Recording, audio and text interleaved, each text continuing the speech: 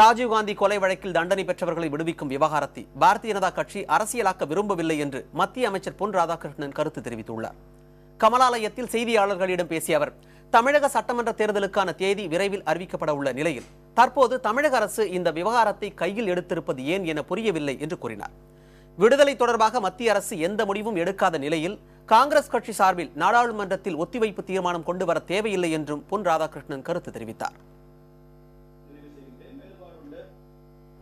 உச்சநீதிமன்றத்தினுடைய தீர்ப்பு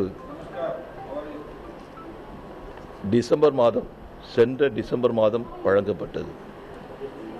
3 மாதங்கள் இது குறித்து எதுவுமே பேச்சு இல்லாமல் எதற்காக இப்போது இந்த பிரச்சனை வந்தது என்று தெரியவில்லை.